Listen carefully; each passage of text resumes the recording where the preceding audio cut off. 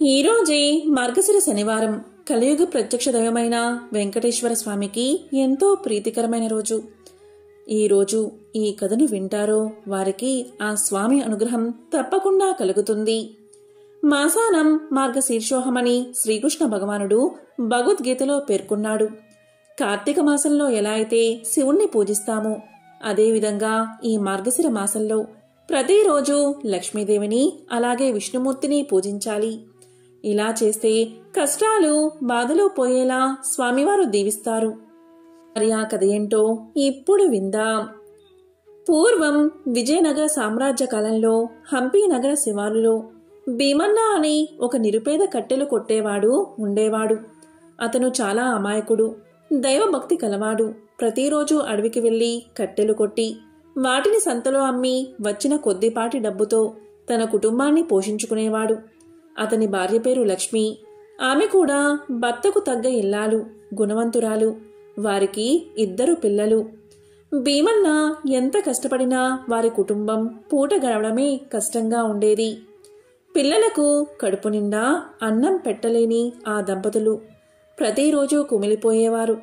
దీనికి తోడు వారి ఇంటి యజమాని శేషయ్య అనే ధనవంతుడు చాలా గర్విష్టి, పిసినారి. ప్రతి నెల ఇంటి అద్దె కోసం భీమన్నను నానా మాటలు అనేవాడు.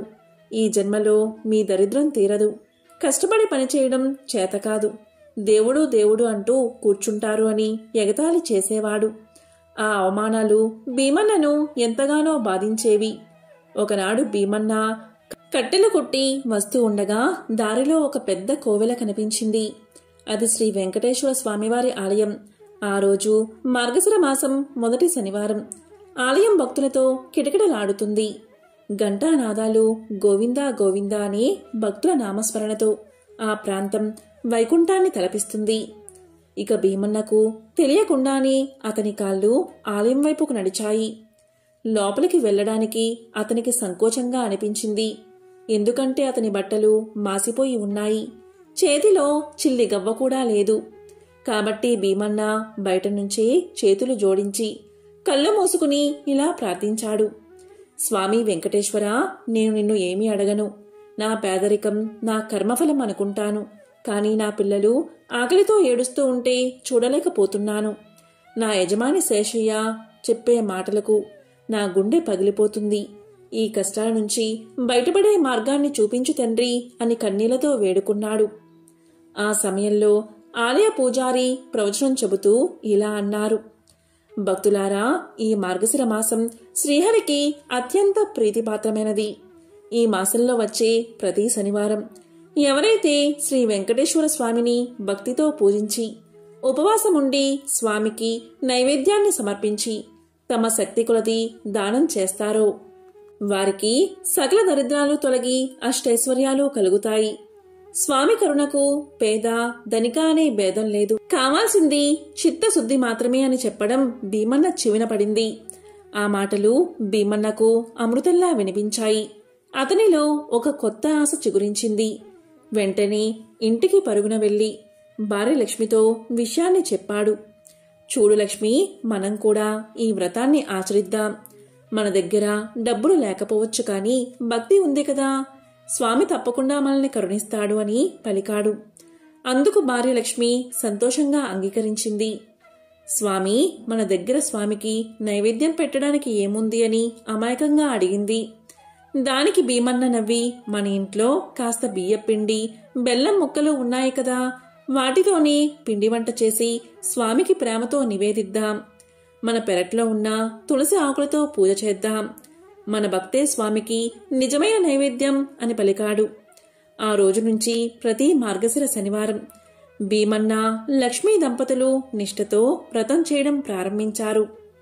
సూర్యోదయానికి ముందే లేచి స్నానం చేసి ఇంటిని, పెరట్లోని తులసి కోటను శుభ్రం చేసేవారు. భీమన్న అడవి నుండి తెచ్చిన మంచి తులసి దళాలతో స్వామి పటానికి పూజ చేసేవాడు. లక్ష్మి ఉన్నంతలోనే ప్రేమతో పిండి వంటలను సిద్ధం చేసి స్వామికి నైవేద్యంగా సమర్పించేది. ఇక ఇద్దరూ రోజంతా ఉపవాసముండి ఓం నమో వెంకటేశాయ అనే మంత్రాన్ని జపిస్తూ కాలాన్ని గడిపేవారు. సాయంత్రం నైవేద్యం స్వీకరించిన తర్వాత తమ వంటకంలో కొంత భాగాన్ని తీసుకువెళ్లి తమకన్నా పేదవారికి లేదా సాధువులకు దానం చేసేవారు. వారి పూజలో ఆడంబరం లేదు, కాని ఆర్తి ఉంది. వారి నైవేద్యంలో విలువైన పదార్థాలు లేవు, కాని ప్రేమ ఉంది. ఇలా ఉండగా మార్గశిర 4వ శనివారం వచ్చింది. ఆ రోజు రాత్రి భీమన్న కలలో శ్రీ వెంకటేశ్వర స్వామి ఒక వృద్ధ బ్రాహ్మణి రూపంలో కనిపించి ఇలా పలికాడు. భీమన్నా, నీ భక్తికి మెచ్చాను. రేపు నీవు కట్టెలు కొట్టడానికి అడవికి వెళ్ళినప్పుడు నీ గొడ్డలి ఒక రాతికి తగులుతుంది. ఆ రాయి కింద తవ్విచూడు, నీ దరిద్రం తొలగిపోతుంది. అయితే వచ్చిన సంపదను ధర్మకార్యాలకి కూడా ఉపయోగించు అని చెప్పి బ్రాహ్మణ రూపంలో ఉన్న స్వామి అదృశ్యమయ్యాడు. ఇక భీమన్న ఉలిక్కిపడి లేచాడు. అది కలో నిజమో అతనికి అర్థం కాలేదు. కాని అతని మనసు ఆనందంతో నిండిపోయింది. మరుసటి రోజు అడవికి వెళ్లి కట్టెలు కొడుతూ ఉండగా స్వామి చెప్పినట్లే అతని గొడ్డలి టంగుమని ఒక రాయికి తగిలింది. ఇక స్వామి చెప్పినట్లు భీమన్న ఆశ్చర్యంతో అక్కడ తవ్వగా ఒక పాత రాగిబిందె బయటపడింది. దాన్నిండా బంగారు నాణాలు ఉన్నాయి. అది చూసి భీమన్న ఆనందానికి అవధులు లేవు. గోవిందా గోవిందా అంటూ స్వామికి సాష్టాంగ నమస్కారం చేసి ఆ బిందెను ఇంటికి తీసుకువెళ్లాడు. కొద్ది రోజుల్లోనే భీమన్న ఒక పెద్ద ఇల్లు కట్టుకున్నాడు. పొలం కొని వ్యవసాయం ప్రారంభించాడు. తన పిల్లలను ఆశ్రమ పాఠశాలకు పంపించాడు. కాని అతను తన పాత రోజులను మర్చిపోలేదు. ప్రతి శనివారం స్వామివారికి విశేష పూజలు చేస్తూ వందలాది మంది పేదలకు అన్నదానం చేయడం ప్రారంభించాడు. ఈ విషయం శేషయ్య శెట్టికి తెలిసింది. నిన్న మొన్నటి వరకు నా దగ్గర అద్దెకు ఉన్న భీమన్నకు ఇంతటి సంపద ఎలా వచ్చింది అని కుళ్ళుకున్నాడు. భీమన్నను కలిసి, ఏమిరా, దొంగతనం చేశావా? ఎక్కడో నిధి నీకు దొరికినట్లుంది. అందులో సగం నాకు ఇవ్వాలి, లేకపోతే రాజుగారికి ఫిర్యాదు చేస్తాను అని బెదిరించాడు. దానికి భీమన్న వినయంగా, శెట్టిగారు, ఇది నేను దొంగలించింది కాదు. సాక్షాత్తు ఆ శ్రీనివాసుడే నా భక్తికి మెచ్చి ఇచ్చింది. నేను మార్గశిర శనివార వ్రతం చేయడం వల్లే నా దరిద్రం తీరింది అని సమాధానం చెప్పాడు. ఆ మాటలు విన్న శెట్టి ఎగతాళిగా నవ్వి, పిచ్చివాడా, పూజలు చేస్తే డబ్బు వస్తుందా? నీ అదృష్టం బాగుండి ఏదో నిధి దొరికింది. దానికి దేవుడికి అంటగడుతున్నావు. వచ్చే ఏడాది నేను కూడా నీకంటే గొప్పగా వ్రతం చేసి నీకంటే పెద్ద ధనవంతుణ్ణి అవుతాను, చూడు అని సవాలు విసిరాడు. ఇలా ఉండగా తర్వాత సంవత్సరం మార్గశిర మాసం వచ్చింది. శెట్టి కూడా వ్రతం చేయడం ప్రారంభించాడు. కాని అతని పూజలో భక్తి లేదు. కేవలం ధనాపేక్ష, భీమన్న మీద ఈర్ష్య ఉన్నాయి. వందలాది రకాల పిండి వంటలు చేయించాడు. బంగారు వెండి పువ్వులతో పూజ చేశాడు. కాని అతని మనసంతా నాకు ఎంత డబ్బు వస్తుంది అనే ఆలోచనతోనే నిండిపోయింది. ఉపవాసం చేయలేక చాటుగా తింటూ ఉండేవాడు. దానం చేసేటప్పుడు ఈ దానం వల్ల నాకు 10 తిరిగి రావాలి అని మనసులో లెక్కలు వేసుకునేవాడు. ఇక మార్గశిర మాసం చివరి శనివారం వచ్చింది. శెట్టికి కూడా కలలో స్వామి దర్శనమిచ్చాడు. నాకు అతని కన్నా పెద్ద నిధి కావాలి అని శెట్టి అడిగాడు. ఇక స్వామి నవ్వి, తప్పకుండా రేపు నీ ధాన్యాగారం వెనుక తవ్విచూడు అని చెప్పాడు. ఇక శెట్టి ఆనందంతో ఉబ్బి తబ్బిబ్బైపోయాడు. మరుసటి రోజు అక్కడ తవ్వి చూడగా ఒక పెద్ద ఇనుప పెట్టె బయటపడింది. దాన్ని తెరిచి చూడగా అందులో బంగారం లేదు, వజ్రాలు లేవు. వేలాది నల్ల తేళ్లు, పాములు బయటకు వచ్చాయి. అతని ధాన్యాగారంలోని ధాన్యం మొత్తం బూడిదైపోయింది. అతని సంపద అగ్ని ప్రమాదంలో దగ్ధమైపోయింది. శెట్టి తన తప్పు తెలుసుకున్నాడు. భగవంతుడు మనసును చూస్తాడు కాని ఆడంబరాన్ని కాదని గ్రహించాడు. దీంతో శెట్టి పరిగెత్తుకుంటూ వెళ్లి భీమన్న కాళ్లపై పడి తన్ని క్షమించమని వేడుకున్నాడు. దయాహృదుడైన భీమన్న శెట్టిని క్షమించి అతనికి సహాయం చేశాడు. మార్గశిర శనివారం వ్రతం యొక్క ఫలం అనేది పూజకు ఉపయోగించే వస్తువుల విలువల్లో లేదు. పూజ చేసేవారి మనసు యొక్క శుద్ధిలో ఉంది.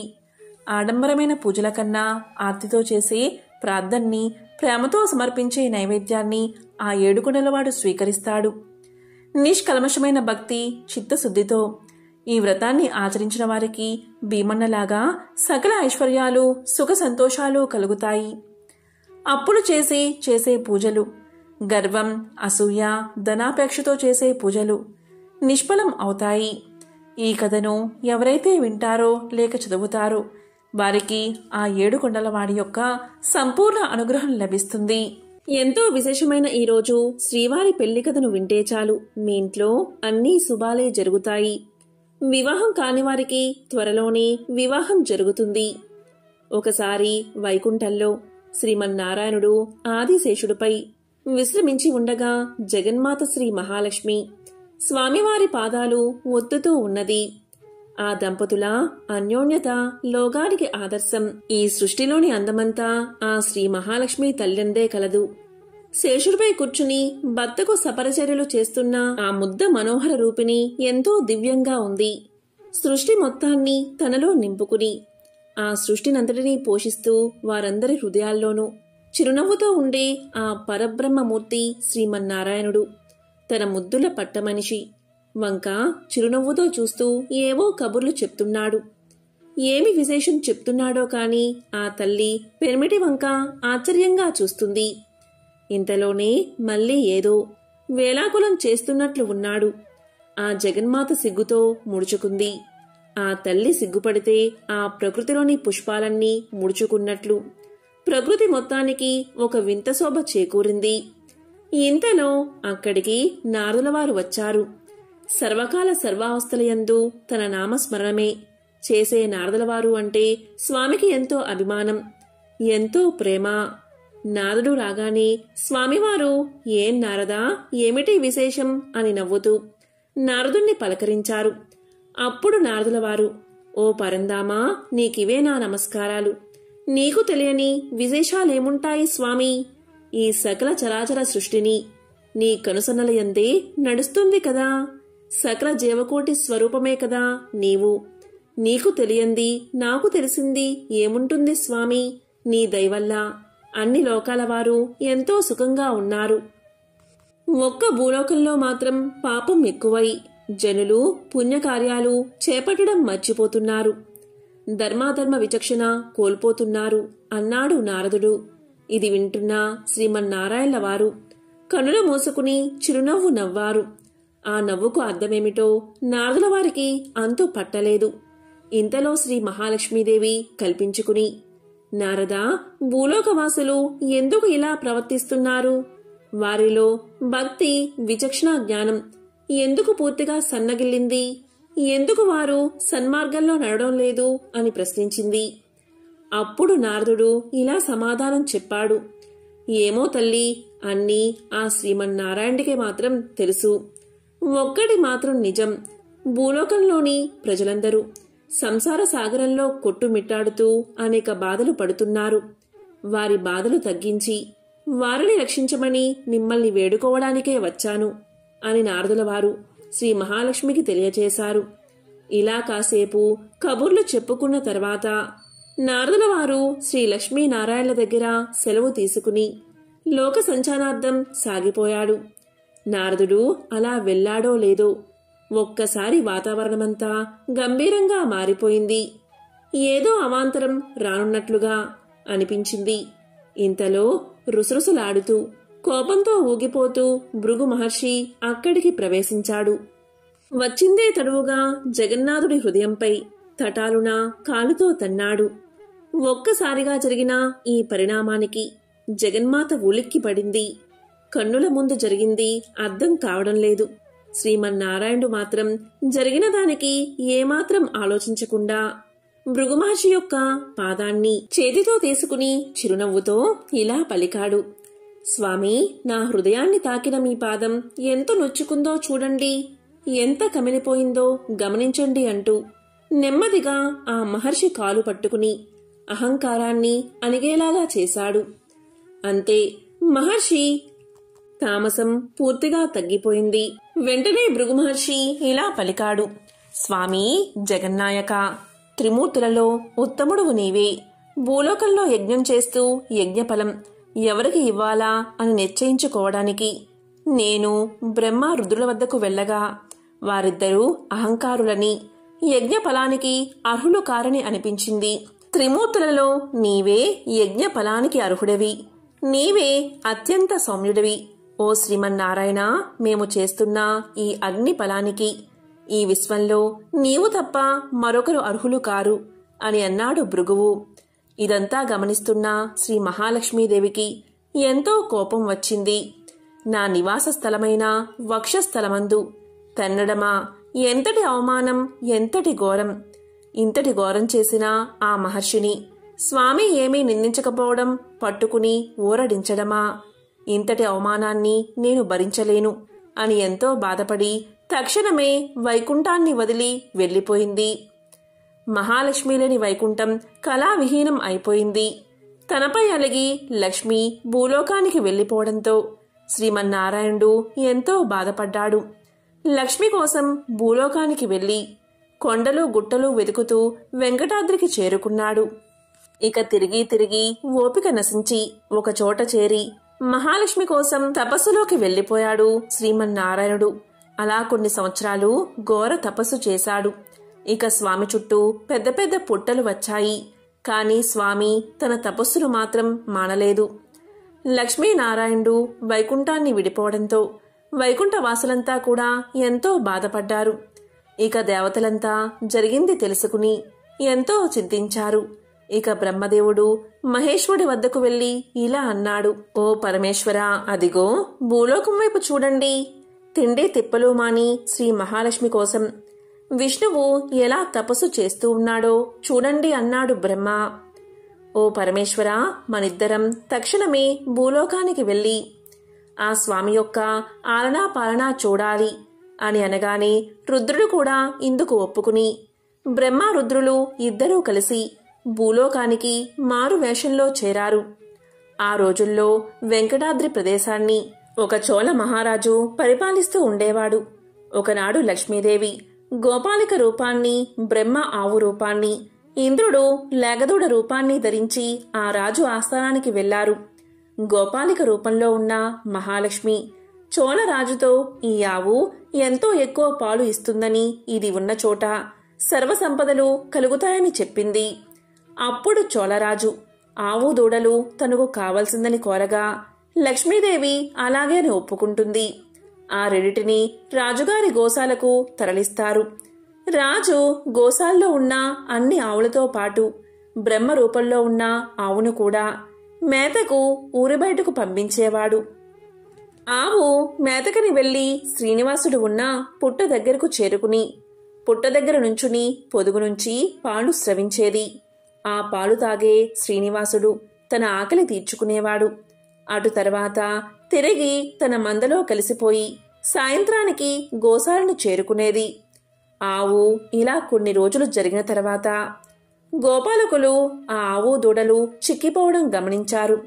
అంతేకాదు, సాయంకాలం గోశాలలో పాలు పితికే సమయంలో ఆ ఆవు దగ్గర ఏమాత్రం పాలు ఉండేవి కాదు. రోజు తర్వాత రోజు ఇలా ఎందుకు జరుగుతుందో అర్థం కాక గోపాలుడు మరుసటి నాడు ఎలాగైనా ఈ ఆవు రోజంతా ఎక్కడ తిరుగుతుందో గమనించాలని నిశ్చయించుకున్నాడు. మరునాడు గోపాలుడు దూరం నుంచి గమనిస్తూ ఉండగా బ్రహ్మ రూపంలోని ఆ ఆవు మంద నుంచి వేరుపడ్డం, పుట్టవద్ద పాలు స్రవింపచేయడం గమనించాడు గోపాలుడు. ఓహో, ఇదా జరుగుతుంది రోజు అని అనుకుని గోపాలుడు ఎంతో కోపావేశంతో సరిగ్గా ఆ పుట్ట దగ్గరకు పరిగెత్తుకుని వెళ్లి చేతిలోని గొడ్డలితో ఆవును చంపబోయాడు. ఇక ఆవు రూపంలో ఉన్న బ్రహ్మదేవుడికి అపకారం జరుగుతుందని గమనించిన శ్రీమన్నారాయణుడు ఒక్కసారిగా పుట్ట నుంచి పైకి లేచాడు. అంతే, ఆ గోపాలుడి చేతిలోని గొడ్డలి శ్రీనివాసుడికి తగిలి నుదుట గాయమై విపరీతంగా రక్తం కారసాగింది. ఒక్కసారిగా జరిగిన ఈ పరిణామానికి గోపాలుడు ప్రాణాలు విడిచాడు. ఈ విషయం తెలుసుకున్న చోళరాజు పుట్ట వద్దకు చేరుకున్నాడు. జరిగిన దానికి రాజే కారణమని శ్రీనివాసుడు చోళరాజును పిశాచంగా మారతావని శపించాడు. వెంటనే చోళరాజు శ్రీనివాసుణ్ణి సాక్షాత్తు శ్రీమన్నారాయణుడిగా గ్రహించి తన తప్పు క్షమించమని ఎంతో ప్రాధేయపడ్డాడు. అందుకు జాలిపడి శ్రీనివాసుడు శాప విమోచన మార్గం అనుగ్రహించాడు. ఇక దేవగురువైన బృహస్పతిని పిలిచి తన గాయాలకు మూలికా చికిత్స చేయించుకున్నాడు శ్రీనివాసుడు. ద్వాపర యుగంలోని యశోద వకులమాతగా జన్మించి ఆ సమీపంలోనే ఆశ్రమాన్ని నిర్మించుకుని నివసిస్తూ ఉంది. ఇక నారదుల వారి ద్వారా శ్రీమన్నారాయణుడు భూలోకానికి రావడం, తన ఆశ్రమానికి సమీపంలోనే ఉండడం తెలుసుకుని వకులమాత స్వామిని కలుస్తుంది. నాయనా, నీవు వచ్చి నా ఆశ్రమంలో ఉండు. ఇక నుంచి నీ పేరు శ్రీనివాసుడు అంది ఆమె. శ్రీనివాసుడు అందుకు సంతోషించి ఆమెతో పాటు వెళ్లి ఆశ్రమంలోనే నివసించసాగాడు. ఆ రాజ్యాన్ని పరిపాలిస్తున్న ఆకాశరాజు ధరణీదేవి దంపతులకు వివాహమైన ఎన్ని సంవత్సరాలకు సంతానం కలగలేదు. వారిద్దరూ ఎన్నో వ్రతాలు చేశారు, అనేక పుణ్యతీర్థాలను దర్శించారు. అయినా ఫలితం లేకపోయింది. చివరికి ఆస్థాన జ్యోతిష్యుల సలహా ప్రకారం ఆకాశరాజు పుత్ర కామేష్టి యజ్ఞాన్ని తలపెట్టాడు. ఒక సుముహూర్తం నిశ్చయించుకుని బ్రాహ్మణులకు యజ్ఞానికి కావలసిన సామాగ్రి మొత్తం సమకూర్చాడు ఆకాశరాజు. ఇక యజ్ఞస్థలాన్ని పరిశుభ్రం చేసే పనిలో భాగంగా ముందుగా తానే స్వయంగా నాగలితో భూమిని దున్నడానికి ఉపక్రమించాడు. కొద్ది దూరం దున్నగాని ఒక్కసారిగా నాగలికి ఏదో ఒక వస్తువు తగిలిన శబ్దమైనది. ఏమి ఉంటుందా అని ఆశ్చర్యంతో తవ్వి చూడగా ఒక సువర్ణ ఖచ్చితమైన పెట్టె కనబడింది. ఇక ఆకాశరాజు వెంటనే భార్య ధరణీదేవిని పిలిచి ఆ పెట్టె తెరిచి చూశాడు. అయితే ఆ దంపతులకు ఎంతో ఆశ్చర్యం కలిగింది. ఆ పెట్టెలో సహస్ర పద్మాల మధ్య దివ్య తేజస్సుతో మెరిసిపోతూ ఒక పసిపాప కనిపించింది. అంతలో ఆకాశవాణి ఇలా పలికింది: ఓ రాజా, ఈ పసిపాపను సామాన్య బాలికగా భావించవద్దు. ఈమె సాక్షాత్తు లక్ష్మీదేవి అంశతో జన్మించింది. ఈమె వల్ల మీ దంపతుల జన్మ ధన్యమైనది. కాబట్టి ఈ బాలికను నీ కుమార్తెగా స్వీకరించు. ఈ బాలిక మున్ముందు నీకు అఖండ కీర్తిని తీసుకురాగలదు. ఈ శిశువు వల్ల నీ వంశంలోని ముందు వెనుక తరాల వారందరూ కూడా తరిస్తారు అని పలికింది. అప్పుడు ఆకాశరాజు దంపతులు మిక్కిలి ఆనందంతో యజ్ఞాన్ని పూర్తి చేసి ఆ పాపను అంతఃపురానికి తీసుకువెళ్లి పద్మావతి అని నామకరణం చేశారు. పద్మావతి లభించిన శుభ విశేషం చేత ఆ దంపతులకు అనతి కాలంలోనే మగపిల్లవాడు జన్మించాడు. ఆ బాలుడికి వసునారాయణుడు అని నామకరణం చేశారు. పద్మావతి, వసునారాయణుడు ఇద్దరు అల్లారు ముద్దుగా పెరిగి పెద్దవారయ్యారు. పద్మావతి అతిలోక సౌందర్యవతిగా రూపుదిద్దుకుంది. రతీదేవి యొక్క అందం, సరస్వతి వంటి విద్యా విజ్ఞానాలు, గౌరీదేవి వంటి వర్చస్సు, లక్ష్మీదేవి యొక్క తేజస్సు అలంకారంగా కలిగి జగత్తులోని అద్భుత సౌందర్య రాశిగా అలరారసాగింది. ఒకనాడు నారద మునీశ్వరుడు లోక విహారం చేస్తూ ఆ రాజ్యానికి వచ్చి ఆకాశరాజు ధరణీదేవి దంపతుల వద్దకు వచ్చాడు. అక్కడ ఉన్న పద్మావతిని చూసి ఇలా దంపతులతో ఇలా పలికాడు: ఓ రాజ దంపతులారా, మీరు ధన్యులు. ఈ పద్మావతి సామాన్య యువతి కాదు. ఈమె సాక్షాత్తు శ్రీ మహాలక్ష్మి యొక్క అంశతో జన్మించింది. నీకు త్వరలోనే సాక్షాత్తు శ్రీమన్నారాయణుడు అల్లుడు కాగలడు అని చెప్పి పద్మావతిని శీఘ్రమేవా కళ్యాణ ప్రాప్తిరస్తు అని దీవించి లోక సంచారానికై బయలుదేరి వెళ్లిపోయాడు. అక్కడ వకులాదేవి ఆశ్రమంలో శ్రీనివాసుడు వకులమాత చేసే సపరిచర్యలతో సంతోషంగా కాలాన్ని గడుపుతున్నాడు. ఒకనాడు శ్రీనివాసుడికి వేటకు వెళ్దాము అనే తలంపు కలిగింది. ఈ మాట తల్లితో చెప్పగా వకులాదేవి శ్రీనివాసుడితో, నాయనా, నీవు సుకుమారంగా ఉంటావు. మృగాలతో వేట చాలా ప్రమాదం. వెళ్ళవద్దు నాయనా అని వారించింది. అందుకు శ్రీనివాసుడు, తల్లి, నీవేమీ చింతించవద్దు. ఆ మృగాలు నన్నేమీ చేయలేవు. నేను చక్కగా వేటాడి తిరిగి వస్తాను అని చెప్పి వకులాదేవి దగ్గర సెలవు తీసుకుని వేటకు వెళ్లాడు. కాసేపు వేటాడిన తర్వాత అలసిన శ్రీనివాసుడు సమీపంలో ఒక కొలను కనిపించడంతో కాసిన్ని నీళ్లు తాగి ముఖం కడుక్కుని కాసేపు పక్కనే ఉన్న వనంలో పడుకున్నాడు. ఇంతలో శ్రీనివాసుడికి ఒక్కసారిగా కిలకిలమంటూ నవ్వులు వినపడ్డాయి. ఆ నవ్వులు ఎక్కడ్నుంచి వస్తున్నాయో అని ఆలోచిస్తూ ఉండగా ఎదురుగా చెలికత్తెలతో వస్తున్న ఒక అద్భుత సౌందర్య రాశి శ్రీనివాసుడికి కనబడింది. ఆమె మరెవరో కాదు, ఇష్టసకులతో వన విహారానికై వచ్చిన రాకుమార్తె పద్మావతి. పద్మావతి సౌందర్యానికి శ్రీనివాసుడికి నోటమాట రాలేదు. పద్మావతి కూడా ఒక్కసారి శ్రీనివాసుడి అద్భుత తేజస్సుకు ఆశ్చర్యపడి కనులు పెద్దగా చేసుకుని చూసింది. ఇంతలో పరపురుషుణ్ణి ఈ విధంగా చూడ్డమా అని మనసులో అనుకుని వెంటనే ముఖాన్ని పక్కకు తిప్పుకుంది. ఇక శ్రీనివాసుడు నెమ్మదిగా వారిని సమీపించి, ఓ సుందరి, నీవెవరు? జగత్తులోని సౌందర్యమంతా నీలోనే ఉంది. నీవు నన్ను ఎంతగానో ఆకర్షించావు. నిన్ను భారీగా చేపట్టాలని, లేకపోతే నా జీవితం వ్యర్థమని అనిపిస్తుంది. నీ తల్లిదండ్రులు ఎవరు? వారిని తక్షణమే కలిసి ఈ విషయం మాట్లాడి నిన్ను వివాహం చేసుకుంటాను. ఈ నిర్ణయం తిరుగులేనిది. నిన్ను తప్ప వేరే కన్యను వివాహం చేసుకోను అన్నాడు. అప్పుడు పద్మావతి చెలికత్తెలు ఇలా పలికారు, నీవు ఎవరు? ఎక్కడ్నుంచి వచ్చావు? నీ మాటలకేమైనా అర్థముందా? ఈమె ఎవరనుకుంటున్నావు? ఈ దేశాన్ని ఏలుతున్న ఆకాశరాజు ప్రియపుత్రిక పద్మావతి. సామాన్యుడైన నీవు ఎక్కడా? రాజకుమార్తె ఎక్కడా? వివాహం చేసుకునే ఆలోచన మానుకుని తక్షణమే మీ ఇంటికి వెళ్ళు అని చెప్పి అక్కడ్నుంచి అందరూ వెళ్లిపోయారు. సగులతో వెళ్లిపోతూ పద్మావతి ఒక్కసారిగా వెనక్కి తిరిగి శ్రీనివాసుణ్ణి చూసింది. ఆ చూపుతో శ్రీనివాసుడు మరింత ఉబ్బుతబ్బిబ్బయ్యాడు. ఆశ్రమానికి చేరిన శ్రీనివాసుడు వకులమాతకు జరిగిన విషయాన్నంతా వివరించాడు. పద్మావతిని తప్ప వేరెవరిని వివాహం చేసుకోను అన్నాడు. అందుకు వకులమాత శ్రీనివాసుడితో, నాయనా, సామాన్యులైన మనమెక్కడా? అంతఃపురంలో నివసించే ఆ పద్మావతి ఎక్కడా? దయచేసి ఆ ఆలోచనలు విరమించు నాయనా అని పలికింది. అయినా శ్రీనివాసుడు మాట వినలేదు. పద్మావతిని తప్ప వేరే కన్యను వివాహం చేసుకోను అన్నాడు. అక్కడ అంతఃపురంలో పద్మావతి పరిస్థితి కూడా ఇలాగే ఉంది. ఉద్యానవనంలో శ్రీనివాసుని చూసిన రాత్రి నుంచి ఆమె కంటికి కునుకులేదు. రాత్రంతా శ్రీనివాసుడి రూపమే కనుల ఎదుట కనిపించసాగింది. నిద్రలేమితో అలసటగా ఉన్న కుమార్తెను చూసిన ధరణీదేవికి పద్మావతి ఎందుకు అలా ఉన్నదో అర్థం కాలేదు.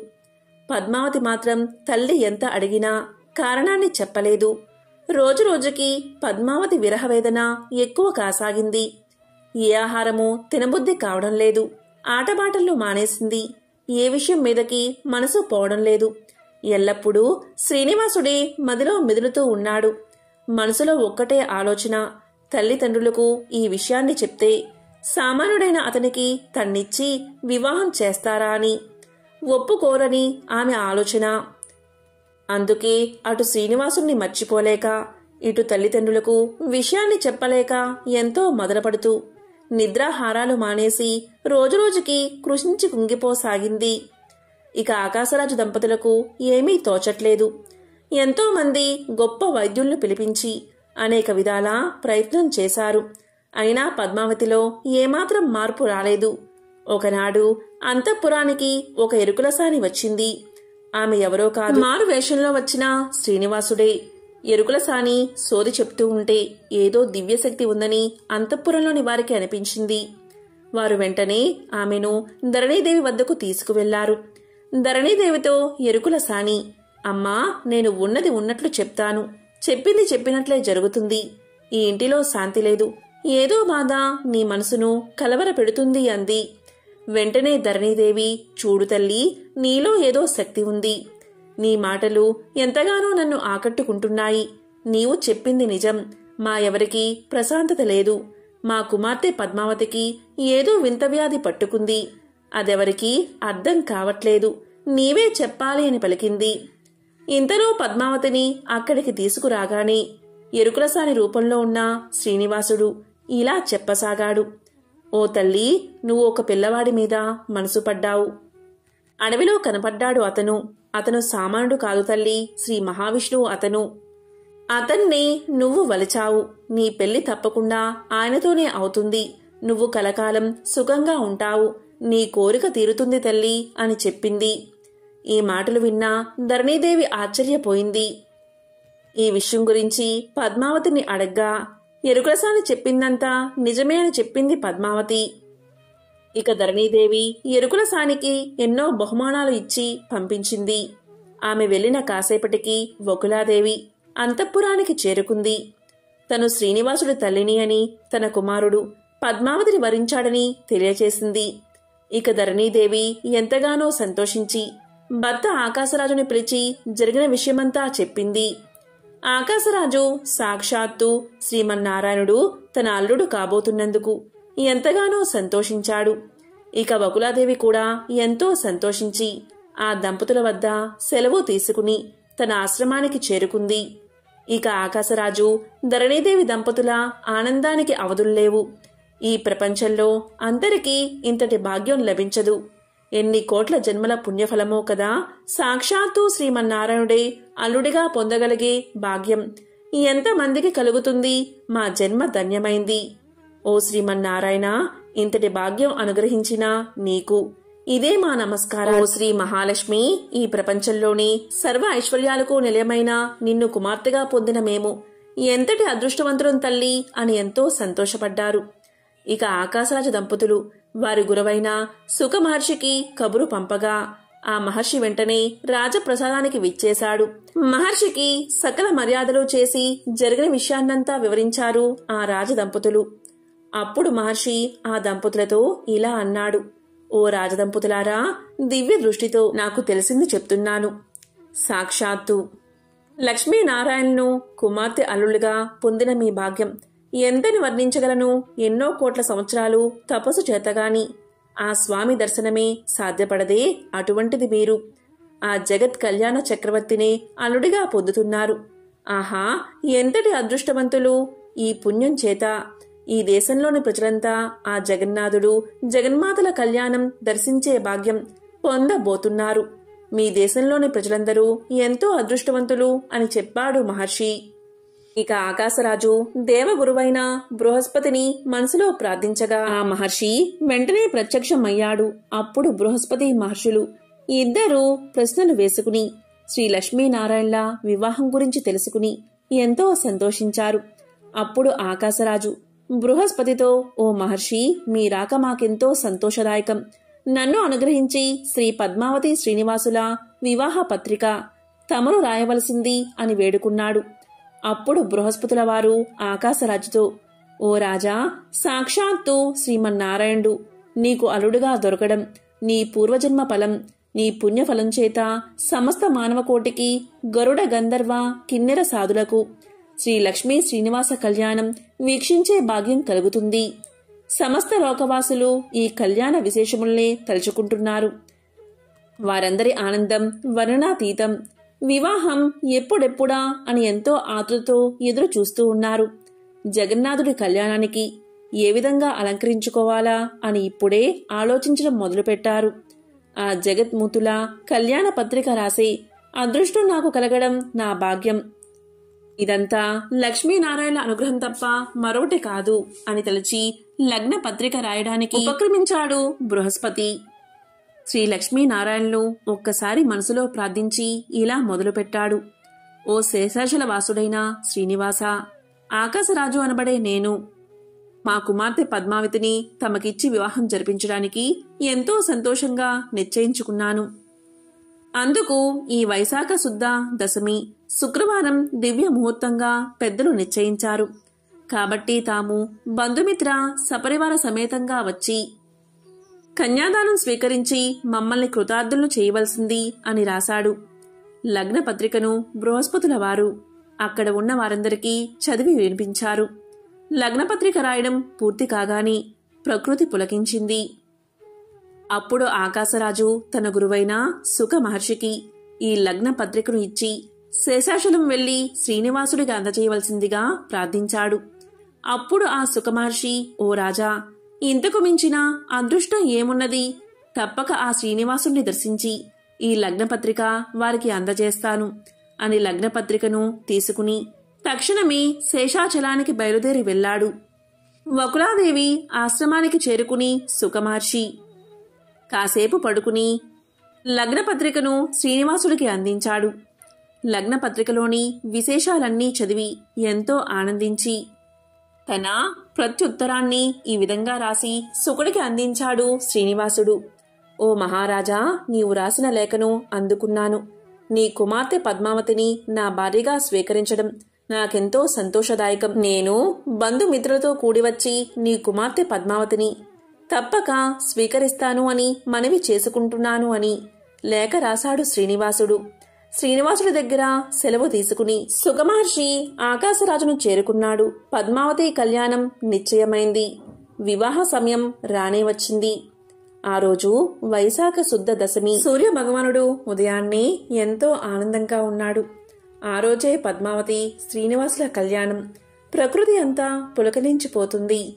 సరస్సులోని కమలాలు ఎంతో ముచ్చటిగా విచ్చుకున్నాయి. పక్షుల కలకల రావాలు చెవులకు ఇంపుగా వినిపిస్తున్నాయి. అంతా హడావిడిగా ఉన్నది. దేవతలంతా ఎంతో అద్భుతమైన వస్త్రాలు ధరించి ఉన్నారు. వివాహానికి అందరూ అనేక ఆభరణాలు ధరించి తయారవుతున్నారు. సుమంగళీమణులు ఎంతో అందమైన వస్త్రాలు ధరించి పుష్పాలతో కురులను అలంకరించుకుని రకరకాల దివ్య ఆభరణాలతో ముస్తాబవుతున్నారు. ఇక ఆకాశరాజు ధరణి దంపతులు వరపూజకు కావలసిన వస్తువులన్నీ కూడా సిద్ధం చేసుకుని నూతన వస్త్రాభరణాలు, రంగురంగుల పూల హారాలు, తాంబూలాలు, ఎన్నో దివ్య కానుకలను తీసుకుని శ్రీనివాసుడి విడిది గృహానికి బయలుదేరారు. వారితో పాటే సుఖమహర్షి, బృహస్పతులు కూడా బయలుదేరారు. ఇక ఆకాశరాజు వెనుక సమస్త బంధుజనం వచ్చింది. వారందరూ కలిసి మేళ తాళాలతో శ్రీనివాసుడి విడిది గృహానికి చేరుకున్నారు. అక్కడ అప్పటికే చతుర్ముఖ బ్రహ్మ, పరమేశ్వరుడు, అష్టదిక్పాలకులు, నవగ్రహాది దేవతలు మొదలైన దేవతలంతా కూడా వీచేసి ఉన్నారు. అక్కడ మునిగణాల్లో ఉన్న వశిష్ఠుల వారు ఆకాశరాజుతో వరపూజ గావించవలసిందిగా చెప్పారు. అప్పుడు ఆకాశరాజు శ్రీనివాసుడికి నమస్కారం చేసి, ఓ శ్రీనివాస, ఓ శ్రీమన్నారాయణ, నిన్ను అల్లుడిగా పొందుతున్న నా భాగ్యం ఎంతని చెప్పుదును. ఎవరి నమస్కారంచే కోటి జన్మల మహాపాపాలు కూడా నశించి ఎవరి నామస్మరణ చే మనసు శరీరం శుద్ధవుతుందో, ఎవరి నామస్మరణ వల్ల కోటి యాగాల ఫలం లభిస్తుందో, ఎవరి నామస్మరణ వల్ల సమస్త దేవగణము వారి వారి శక్తులు పొందుతారో, ఎవరి దర్శన భాగ్యం చేత సమస్త మునిగణాలు కోట్లాది సంవత్సరాలుగా తపస్సు చేస్తూ ఉంటారు. అటువంటి పరబ్రహ్మ మూర్తివైన నీవు నాకు అల్లుడిగా దొరకడం ఎంత అదృష్టం. నా అదృష్టం ఎంతటిదని నేను చెప్తాను. నీ పాద పద్మాలను ఒక్కసారి మనసులో తలిస్తే చాలు, సర్వ పాపాలు తొలగిపోతాయి, సర్వ భాగ్యాలు కలుగుతాయి. సాక్షాత్తు బ్రహ్మదేవుడే కడిగిన నీ పాదాలను కడిగే అదృష్టం నాకు కలిగినందుకు నాకెంతో సంతోషంగా ఉంది. కన్యాదాతలందరూ కూడా తమ కుమార్తెకు భర్తగా వచ్చే యువకుడు శ్రీమన్నారాయణుడి గుణగణాలను, సౌందర్యాన్ని, తేజస్సును కలిగి ఉండాలని తలుస్తారు. అటువంటిది సాక్షాత్తు నీవే నాకు అల్లుడిగా దొరకడంతో ఏ కన్యాదాతకు కలగని అదృష్టం నాకు దక్కింది అని ఆనంద బాష్పాలు కనుల వెంట రాగా శ్రీనివాసుడి పాద పద్మాలు కడిగి చందన, కుంకుమ, పుష్ప అక్షింతలతో పూజించాడు. సుమంగళీమణులు మంగళహారతి పాటలు పాడుతూ శ్రీనివాసుడికి హారతి పట్టారు. ఈ వేడుక అంతా చూస్తున్న వారందరి ఆనందం చెప్పడానికి వీలు కానిది.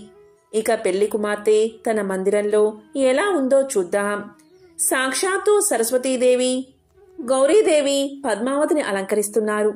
అద్భుతమైన బంగారు రంగు పట్టుచీర కట్టి బంగారు కుచ్చులతో మల్లె మొగ్గలు జడలు వేసి పాపిట బొట్టు, చెంపన ముత్యాల సరాలతో అలంకరించారు. సరస్వతీదేవి కాళ్లకు పారాణి రాయగా గౌరీదేవి పద్మావతికి బుగ్గన చుక్క పెట్టింది. ఇంద్రుడి భార్య సచీదేవి పద్మావతికి ఎంతో అందమైన మెరుస్తున్న ఆభరణాలు అలంకరింపచేసింది. అప్సరసలు వచ్చి పద్మావతి చేతులకు కాళ్లకు గోరింటాకు పెట్టారు. ఆహా, ఆ తల్లి సౌందర్యం ఎంతని వర్ణించగలం. శ్రీనివాసుణ్ణి మదిలో దోబూచులాడుతూ ఉండగా ఆలోచనలతో ఆనందిస్తూ ఇంతమంది ఉన్నారు కదా అని సిగ్గుపడి ముడుచుకుపోతూ ఉన్న శ్రీ మహాలక్ష్మిని వర్ణించడం ఎవరి తరం? ఈ సృష్టిలోని సౌందర్యమంతా ఆమెదే కదా. అంత చక్కటి బంగారు ఆభరణాలు ధరించింది కాని ఈ సృష్టిలోని బంగారమంతా ఆమె స్వరూపమే కదా. ఎన్ని రకాల పుష్పాలను చక్కగా తురుముకున్నది కాని ఆ పుష్పాల్లోని అందమంతా ఆ లతాంగిందే కదా. సృష్టిలోని ఐశ్వర్యమంతా ఆ తల్లి స్వరూపమే కదా. ఆహా, ఈ తల్లిని జగన్మాతను పెళ్లి కూతురుగా చూసి అక్కడ ఉన్నవారంతా మురిసిపోతున్నారు. శ్రీ పద్మావతి శ్రీనివాసుల వివాహం అత్యంత వైభవంగా కన్నుల పండుగగా 5 రోజులు జరిగింది. సమస్త విశ్వానికి ఆ 5 రోజులు కళ్యాణ వైభోగమే. సాక్షాత్తు శ్రీమన్నారాయణుల వారిని అల్లుడిగా పొందిన ఆ మహారాజు ఆనందానికి అంతుల్లేవు. ఆ రాజదంపతులు కుమార్తె పద్మావతిని సారెతోడ అత్తవారింటికి పంపించారు. వివాహమైన తర్వాత 6 నెలలు కొండ ఎక్కకూడదు అన్న నియమం చేత మార్గ మధ్యలో శ్రీనివాసులు పద్మావతి దంపతులు అగస్త్యుని ఆశ్రమంలో 6 నెలల పాటు నివసించి తర్వాత వారిద్దరూ శేషాచలానికి బయలుదేరారు. బంధుమిత్ర సపరివారంగా శేషాచలం చేరిన తర్వాత దేవతలందరూ పుష్పాలు చల్లుతూ ఉండగా శ్రీనివాసుడు హృదయలక్ష్మి సమేత ఆనంద నిలయంలో ప్రవేశించాడు. పద్మావతి శ్రీనివాసుడి హృదయమున వ్యూహలక్ష్మిగా అలంకరించింది. ఆకాశం నుంచి దేవతలు పూలవాన కురిపించారు. శ్రీ పద్మావతి శ్రీనివాసుల కళ్యాణ విశేషాలు విన్నవారు అలాగే చూసిన వారి జన్మ ధన్యాలు. శ్రీనివాసుడి వివాహ కథను విన్నా, చదివినా, చెప్పినా, వినిపించినా జన్మల పాపాలు తొలగి కోటి జన్మల పుణ్యం వస్తుంది. సకల శుభాలు కలుగుతాయి. ఓం శ్రీ మహాలక్ష్మియే నమః. ఓం నమో నారాయణాయ.